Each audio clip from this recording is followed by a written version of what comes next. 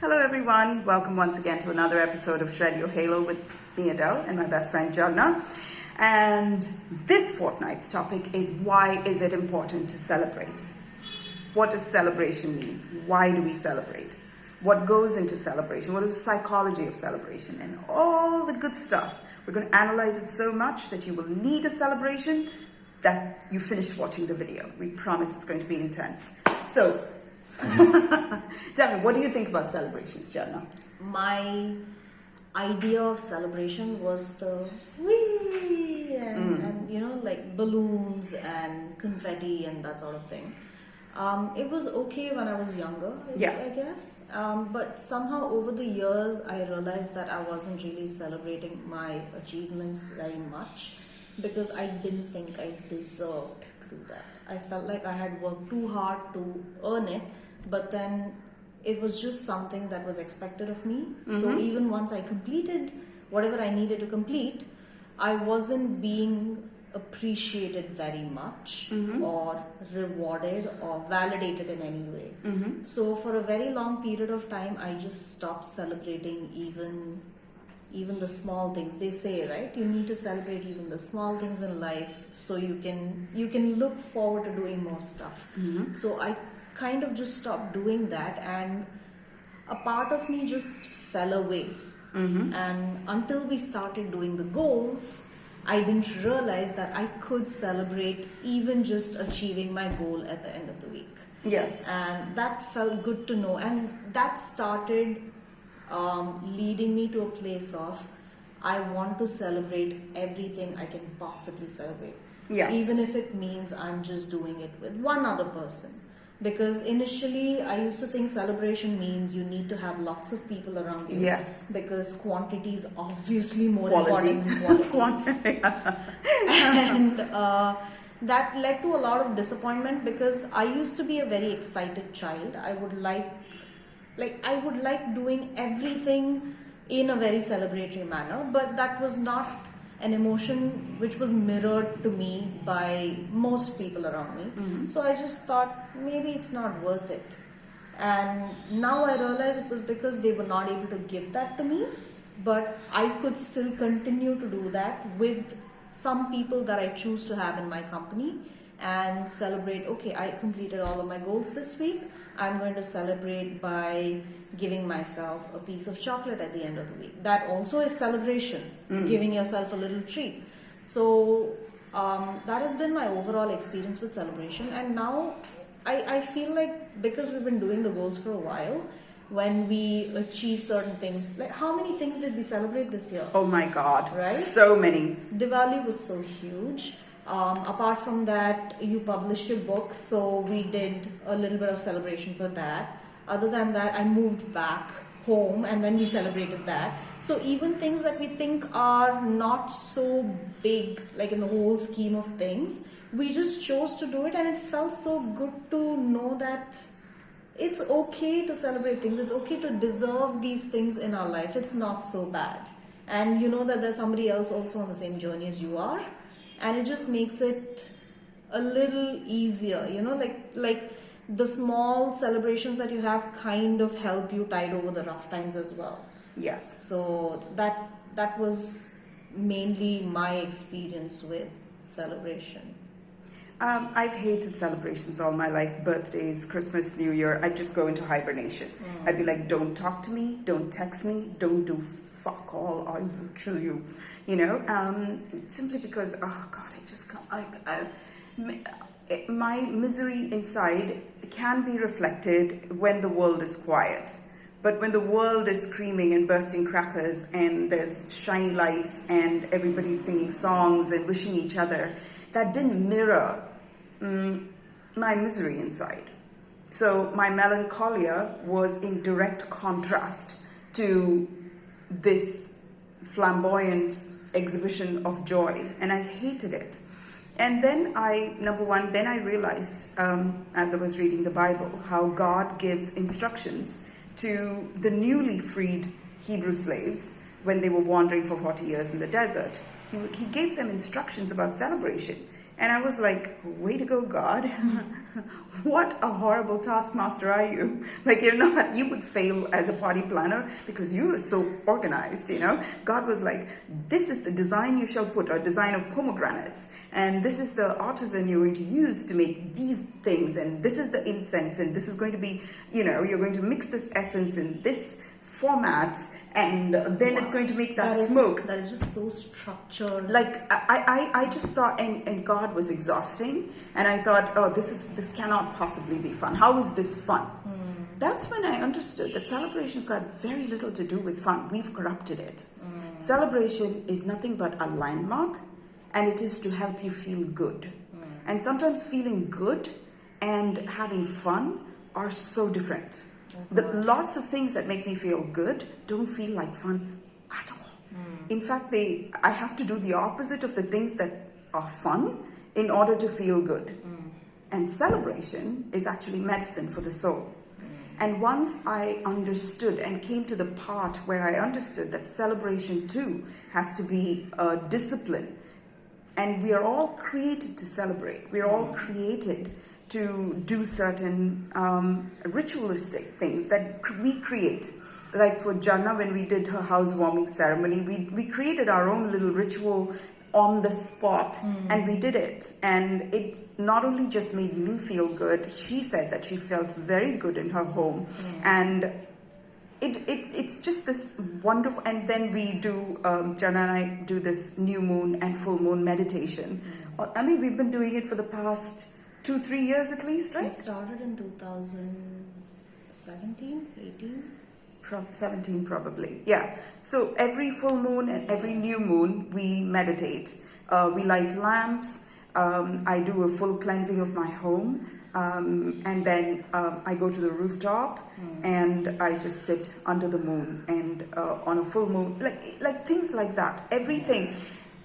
A celebration, when it is disciplined, it's structured, and it has a purpose, does good for our soul. Is it fun? Maybe not all the time, but we can learn to, So sometimes it just seems very solemn when we're doing the celebration. Yes, it is very solemn. Celebrations are very solemn. They have to be, planned ahead of schedule. They have to be about, yesterday, after Jharna and I put up the Christmas tree, we sat down and we had a little bit of a celebration. And I was a bit like, oh my God, we're running behind schedule and all of that. And then I had to arrange things and... But it was worth it. It didn't feel rushed either, actually. Okay, inside. I was rushing me inside. And it's not like we ate nutritious food, but it was wonderful for the soul. It was wonderful for the soul. And that required work, that required planning, that required execution. And also, as we were doing up the tree, I was looking forward to it. Yes. Because I knew once we'd be done, we'd get to celebrate that. So it's not about just reaching a goal. It's about having the discipline to have a plan in place to celebrate it. And if you don't celebrate something, you are leaving. It's like having a funeral. But reaching a goal is usually like a funeral. A send-off. I've completed the goal. Now I no longer hold my life hostage to that direction. Now I'm free to move in any direction. So why do we have funeral services? Why do we have eulogies? Because it makes it easier for us to let go. Otherwise, we'll become like one of those people. I don't know if, I loved watching The Big Bang Theory, and when Howard Wolowitz went to space and came back, it was forever about when I went to space. Space. Even a few years later, astronaut Wolowitz, so that's all he did. If you celebrate that event, then you can let it go. Then you can let it go. It is, and instead of grieving through your reaching of your goals, you have contentment and balm. And instead of the sorrow of finishing a project, you have the joy of sharing the finished product with somebody. And to be honest, I cannot celebrate. I'm not even going to try celebrating anything with too much of noise. I can't. I think I need a very small group, of select people who know my heart, whose heart I know, and we all, join together and we can have conversations that make sense and matter to me. Yeah. And we all know we've all got our own way of celebrating, right? Yeah. I mean, usually whatever celebration we've had, the amount of celebrating we've done this year, Too many. I don't think I've celebrated that much. Mainly because I thought I didn't deserve it. Oh. Yeah. Oh, all right. Ah. That's probably true for a lot of people. They feel like their life doesn't deserve to be celebrated. Their achievements don't deserve to be celebrated. I was just so repulsed by celebration. I never really went into whether I deserve it or not. But yes, I'm sure that was a huge element. Yeah. I just hated the noise, the poopla, and I was like, oh, get away from me, It was that plus the idea of that belief that I didn't deserve it. Oh my God, yeah. Of course. And I think that's the case for a lot of Well, people. everybody deserves to be celebrated. Mm-hmm. It's up to us to find the way in which to celebrate us. There is no Hard and fast template. rule Yes, about it. there's no celebration template. Yeah. And we all fit into it. No, that's not true.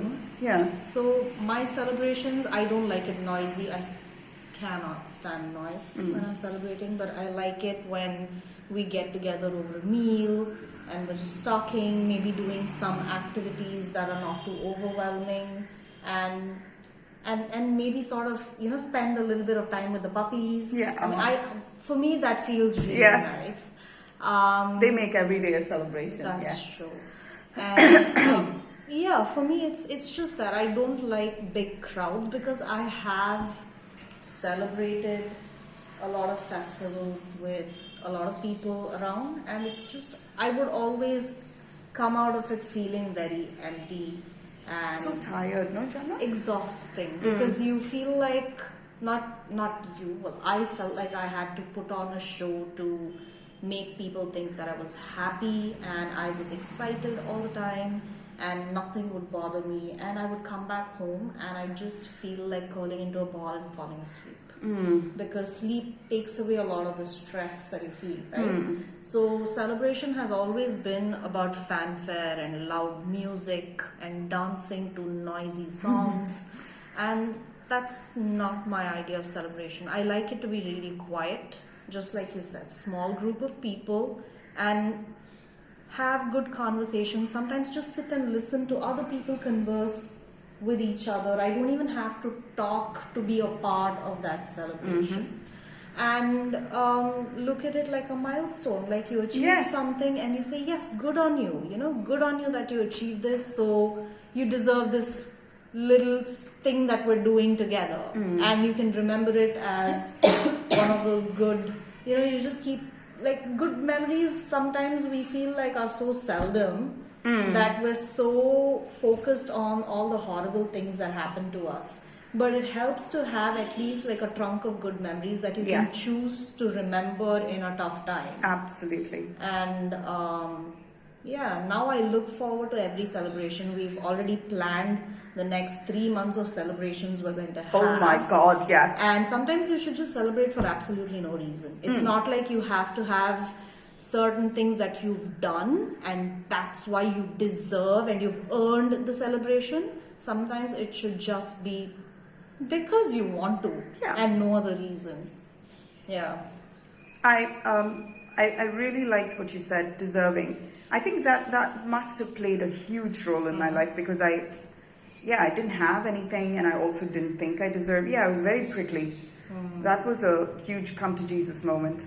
Yeah. It's like an indicator for why you would hate celebrations, right? Probably, yeah. Because if it has touched me so deeply, that one sentence that you said, I didn't deserve to feel celebrated. Yeah.